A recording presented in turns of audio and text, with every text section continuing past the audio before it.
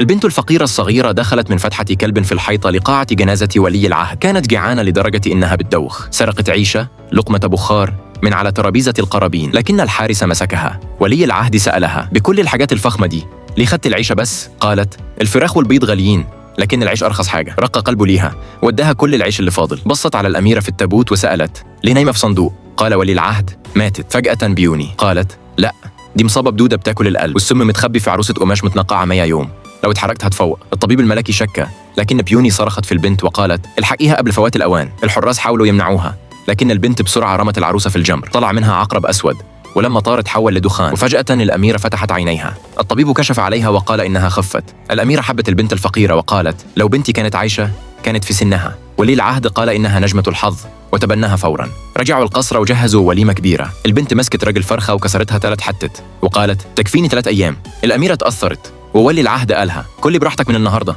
بعدها وراها صور ولاده. الكبير بيقود الجيش بره البلد، والتاني وقع من على حصانه من 5 سنين ورجله اتكسرت وبقى عصبي. الأمير التاني شافهم وهم بياخدوا البنت وتعصب وقال: مش هعترف بيها كأختي. وأمر الخدامة تبعتها لمخزن التلج. هناك زهرة اسمها زهرة البلور الجليدي، كانت علاجه الوحيد، واللي ليلتها آخر مرة هتتفتح فيها، لكن الزهرة ما فتحتش وآخر بتالتة دبلت. الأمير قال يقفلوا الأبواب وهستنى الموت. الإمبراطور جاب طبيب سماوي، طلع قنينة وقال: نقطة من الإكسير هتفتح الزهرة، نقطة 2.